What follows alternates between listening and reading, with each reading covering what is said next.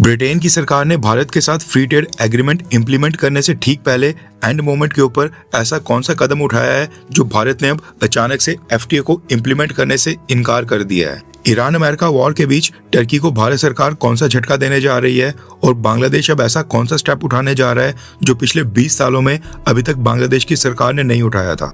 इसके अलावा भी काफी सारी इंपॉर्टेंट अपडेट्स आ रही हैं जो आपको मेन स्ट्रीम के न्यूज चैनल्स के ऊपर एक साथ देखने को नहीं मिलेंगी, इसलिए वीडियो को एंड तक देखिएगा। सबसे पहले बात करते हैं भारत और साइप्रस के बारे में, जो कि टर्की का सबसे बड़ा दुश्मन है।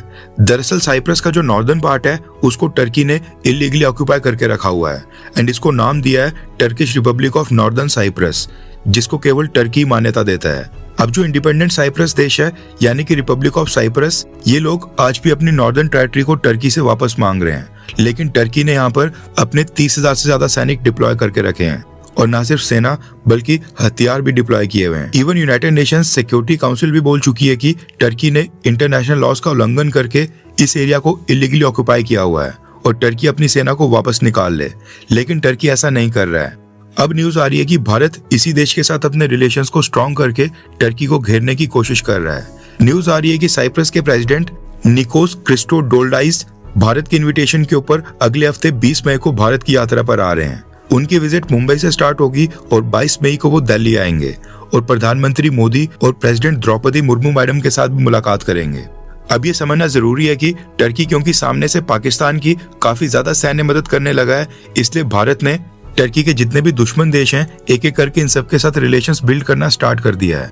एंड ग्रीस की तरह साइप्रस भी इस लिस्ट में आता है और अब साइप्रस के साथ भी नजदीकियां बढ़ाई जा रही हैं।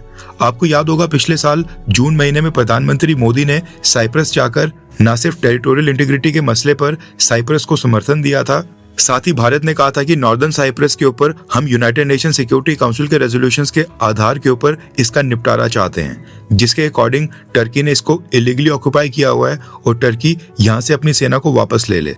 अब ये देखना इंटरेस्टिंग होगा कि इस बार भारत और साइप्रस के बीच कौन कौन से एग्रीमेंट साइन होते हैं और इसके ऊपर टर्की का रिएक्शन देता है। नेक्स्ट अपडेट आ रही है भारत की स्टॉक मार्केट को लेकर। रेफरेंस के लिए आपकी स्क्रीन के ऊपर आर्टिकल का स्क्रीनशॉट है। न्यूज निकल कर आ रही है कि इंडियन रुपीस के डाउनफॉल के साथ साथ अब FIIs यानी कि फॉरेन इंस्टीट्यूशनल इन्वेस्टर्स ने भी भारत की इक्विटी मार्केट से एग्रेसिवली अपना पैसा वापस निकालना स्टार्ट कर दिया है। बिजनेस स्टैंडर्ड की रिपोर्ट के मुताबिक साल 2026 में अभी तक फॉरेन इंस्टीट्यूशनल इन्वेस्टर्स ने भारत से टोटल $22 बिलियन विथड्रॉ करके वापस अपने देश ले लिए हैं, जिसमें से $19 बिलियन की सेलिंग ईरान वॉर स्टार्ट होने के बाद देखने को मिली है। मई का महीना भी खत्म नहीं हुआ है, टेक्निकली साल 2026 के पहले 5 महीने भी कंप्लीट नहीं हुए हैं, लेकिन ऑलरेडी $22 बिलियन भारत की इक्विटी मार्केट से निकल गए हैं। रिपोर्ट के अकॉर्डिंग भारत सरकार का टैक्सेस बढ़ाना, इंडियन रुपीस की बुरी परफॉर्मेंस, भारत में कॉर्पोरेट अर्निंग ग्रोथ का कम होना, इनकी वजह से तो FIIs भारत से पैसा निकाल ही रहे हैं, लेकिन दूसरी तरफ Taiwan, south Korea, China and even America में आर्टिफिशियल इंटेलिजेंस ड्रिवन कंपनीज के अंदर ह्यूज इन्वेस्टमेंट्स आ रही हैं। इन देशों में इन्वेस्टमेंट अपॉर्चुनिटीज काफी ज्यादा बढ़ गई हैं और यहाँ की स्टॉक मार्केट लगातार ऊपर जा रही है। इसलिए फॉरेन इंस्टीट्यूशनल इन्वेस्टर्स ने 5 महीनों में ही भारत से अब तक $22 बिलियन निकालकर वापस ले लिए हैं।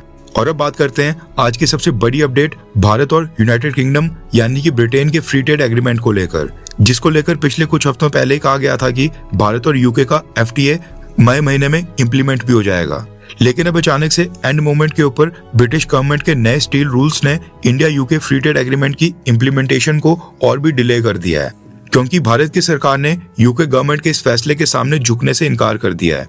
न्यूज आ रही है कि ब्रिटेन ने मार्च 2026 में अपनी स्टील इंडस्ट्री को लेकर एक ऐसा डिसीजन लिया था जिसकी वजह से भारत और ब्रिटेन के बीच एक छोटा सा टकराव आ गया है और अब भारत ने भी सिग्नल दे दिया है कि बिना अपने नेशनल इंटरेस्ट को सुनिश्चित किए हुए हम इस FTA को इम्प्लीमेंट नहीं करेंगे। दरअसल यूके की सरकार ने मार्च महीने में स्टील सेफगार्ड्स नाम का एक नया नियम अनाउंस किया था जो 1 जुलाई 2026 से लागू होगा।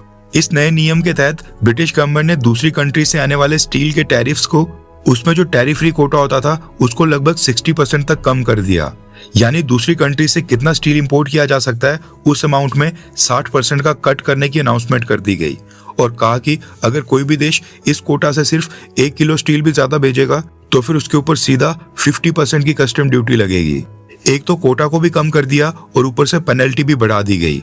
पहले कोटा से ज्यादा स्टील भेजने के ऊपर पेनल्टी थी 25% की, लेकिन अब यूके गवर्नमेंट ने इसको डबल कर दिया मसला ये खड़ा हो गया कि यूके गवर्नमेंट ने ये जो स्टील सेफगार्ड्स अनाउंस किए ये सभी देशों के ऊपर एप्लीकेबल हैं, यानी जिन देशों के साथ ब्रिटेन का ट्रेड एग्रीमेंट है उनके ऊपर भी, जिसका मतलब है कि भारत भी इस कैटेगरी में फॉल कर रहा है। अभी जो स्टील सेफगार्ड्स हैं ये अनाउंस हुए थे मार्च महीने में, जबकि भारत और ब्रिटेन ने तो पिछले साल 2025 में ही फ्री ट्रेड एग्रीमेंट फाइनलाइज कर लिया था। उस समय ब्रिटेन ने ये स्टील सेफगार्ड्स अनाउंस नहीं किए थे, लेकिन जब एफटीए लागू हो रहा है एंड मोमेंट के ऊपर जाकर ये नए रूल ला लिए हैं। कायदे से ब्रिटिश गवर्नमेंट को उन देशों को छूट देनी चाहिए जिनके साथ ब्रिटेन का फ्री ट्रेड एग्रीमेंट या फिर कोई भी व्यापार समझौता है, लेकिन ब्रिटिश गवर्नमेंट ऐसा नहीं कर रही है। अब अगर हम ब्रिटिश गवर्नमेंट की बात करें तो ब्रिटेन का कहना है कि वो ये स्टील सेफगार्ड्स मजबूरी में लगा रहे हैं। यूके की जो मेजर स्टील कंपनीज हैं वो इस वक्त बहुत ही बड़े ट्रांसफॉर्मेशन फेज से गुजर रही हैं, क्योंकि यूके एमिशंस को कम करने के लिए ट्रेडिशनल ब्लास्ट फर्नेसेस को बंद कर ग्रीन स्टील प्रोडक्शन और इलेक्ट्रिक कार फर्नेसेस के मॉडल के ऊपर शिफ्ट हो रहा है। स्टील कंपनीज के अंदर नया इंफ्रास्ट्रक्चर ऐड किया जा रहा है, जिसमें स्टील कंपनीज को बिलियन ऑफ पाउंड्स की इन्वेस्टमेंट करनी पड़ रही है।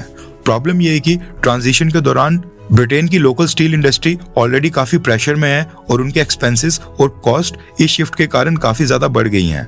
अगर स्टील इंडस्ट्री फेल हो जाती है तो ब्रिटेन के अंदर मैसिव लेवल के ऊपर जॉब लॉस देखने को मिलेगा और ये मसला पॉलिटिकल पार्टीज ने काफी बड़ा बना दिया है। ऐसे में यूके की सरकार ने ये स्टील सेफगार्ड्स अनाउंस किए हैं ताकि दूसरी कंट्री से आने वाले स्टील की कॉस्ट भी अपने आप ही बढ़ जाए। ब्रिटिश गवर्नमेंट का कहना है कि ये नियम किसी भी एक देश के खिलाफ नहीं है, बल्कि पूरी दुनिया के सभी देशों के लिए हैं, ताकि वो अपनी स्टील इंडस्ट्री को बंद होने से बचा पाएं, ताकि वो सेक्टर्स जिनमें स्टील सबसे ज्यादा इस्तेमाल होता है जैसे कि defence and weapons, aviation, railway, infrastructure और शिप बिल्डिंग, इन सभी के लिए उनको अपने स्टील की रिक्वायरमेंट जो होगी उसके लिए उनको दूसरी कंट्रीज के ऊपर डिपेंड नहीं होना पड़े। यूके के अंदर ओपोजिशन पार्टीज और लेबर यूनियंस भी गवर्नमेंट के ऊपर प्रेशर बना रही हैं, जिसकी वजह से यूके की गवर्नमेंट ये स्टील जो सेफगार्ड अनाउंस किए हैं इनमें भारत को छूट नहीं दे रही है। अब बात करते हैं भारत के पर्सपेक्टिव की, यानी कि भारत का क्या पक्ष है, भारत का क्या कहना है। पिछले साल फाइनेंशियल ईयर 2025-26 में भारत ने लगभग $893 मिलियन, जो कि तकरीबन 7,500 करोड़ रुपए बनते थे, उतने का स्टील यूके को एक्सपोर्ट किया था और भारत को उम्मीद थी कि एफटीए साइन होने के बाद ये नंबर और भी तेजी से बढ़ेगा। भारत का स्टैंड यहाँ पर काफी सिंपल और लॉजिकल है। भारत कह रहा है कि अगर फ्री ट्रेड एग्रीमेंट का मतलब ही यही है कि मार्केट एक्सेस इजी की जाएगी, फिर ये रिस्ट्रिक्शंस क्यों लगाई जा रही हैं। और फ्री ट्रेड एग्रीमेंट की नेगोशिएशंस के समय जब दोनों देशों की टीम्स के बीच इतने लंबे दौर की बातचीत चल रही थी, उस समय ब्रिटेन द्वारा भारत को ये बिल्कुल नहीं बताया गया था कि यूके की गवर्नमेंट स्टील सेफगार्ड्स अनाउंस करके भारत को भी उसमें शामिल करेगी। यानी अगर ये steel safeguards free trade agreement sign होने के बावजूद भारत के ऊपर भी लगेंगे, फिर फ्री ट्रेड एग्रीमेंट साइन करने का फायदा ही क्या। भारत चाहता है कि हम पर ये स्टील सेफगार्ड्स नहीं लगे, क्योंकि हम ब्रिटेन के साथ एफटीए साइन कर रहे हैं। इसी वजह से भारत अब फ्री ट्रेड एग्रीमेंट इंप्लीमेंट करने से पहले ब्रिटेन से कंप्लीट एग्जाम्पशन या फिर स्पेशल कोटा की डिमांड कर रहा है। एंड एक और खास बात यह है कि यहाँ पर भारत का कंसर्न सिर्फ स्टील सेक्टर तक लिमिटेड नहीं है। भारत को डर है कि अगर आज स्टील में ऐसा प्रेसिडेंट सेट हो जाता है तो कल को किसी और सेक्टर में भी ब्रिटिश गवर्नमेंट इस तरह के नए बैरियर्स और रिस्ट्रिक्शंस लगा सकती है। इसलिए भारत इस इशू को प्रिंसिपल लेवल के ऊपर देख रहा है। ऐसा इशू कल को दूसरे सेक्टर्स में ना आ जाए, उसका प्रावधान भारत पहले से ही इसी फ्री ट्रेड एग्रीमेंट के अंदर साइन करना चाहता है। अब देखना इंटरेस्टिंग होगा कि क्या भारत अपनी डिमांड्स के ऊपर झुकता है या फिर ब्रिटेन की सरकार, और भारत के एक्सपोर्टर्स को ब्रिटेन के साथ एफटीए के लिए और कितना वेट करना पड़ता है। वैसे आपको क्या लगता है कि क्या भारत को ब्रिटेन के स्टील सेफगार्ड्स को इग्नोर करते हुए जल्दबाजी में ये फ्री ट्रेड एग्रीमेंट साइन कर लेना चाहिए, हाँ या फिर ना वेट एंड वॉच करना चाहिए? नीचे कमेंट करके अपनी राय जरूर बताएं। नेक्स्ट अपडेट आ रही है भारत, बांग्लादेश और पाकिस्तान को लेकर। बांग्लादेश की नई गवर्नमेंट और पाकिस्तान का ब्रोमांस खत्म होने का नाम नहीं ले रहा है। रेफरेंस के लिए आपकी स्क्रीन के ऊपर आर्टिकल का स्क्रीनशॉट है। न्यूज निकल कर आ रही है कि बांग्लादेश की गवर्नमेंट अब पाकिस्तान के प्राइम मिनिस्टर शहबाज शरीफ और field marshal general Asim Munir को आमंत्रित कर रही है। न्यूज आ रही है कि शहबाज शरीफ और आसिम मुनीर ये दोनों एक साथ बांग्लादेश के दौरे के ऊपर आएंगे और बांग्लादेश की नई गवर्नमेंट इनको होस्ट करने की तैयारी कर रही है। ये विजिट 3 दिन की बताई जा रही है, जिस दौरान बांग्लादेश और पाकिस्तान के बीच कई सारे सिविल और डिफेंस एग्रीमेंट साइन किए जाएंगे। न्यूज आ रही है कि पाकिस्तान ने बांग्लादेश को प्रपोजल दिया है कि बांग्लादेश में जो हथियार और एम्युनिशन बनाने वाली ऑर्डिनेंस फैक्ट्रीज हैं उनको अपग्रेड करने के लिए भी वो एक एग्रीमेंट साइन करना चाहते हैं, ताकि बांग्लादेश की ऑर्डिनेंस फैक्ट्री का आउटपुट बढ़े और टेक्नोलॉजी की मदद से उनको और भी एडवांस वेपन मैन्युफैक्चरिंग में कन्वर्ट किया जाए। अब ये पिछले 20 सालों में पहली बार होने जा रहा है जब पाकिस्तान का प्राइम मिनिस्टर या आर्मी चीफ बांग्लादेश के दौरे पर आएगा। इससे पहले साल 2002 में तख्ता पलट करने के बाद पाकिस्तान का army chief general Pervez Musharraf उस समय बांग्लादेश के दौरे पर आया था और अब ये 24 साल के बाद पाकिस्तान की टॉप लीडरशिप बांग्लादेश आ रही है।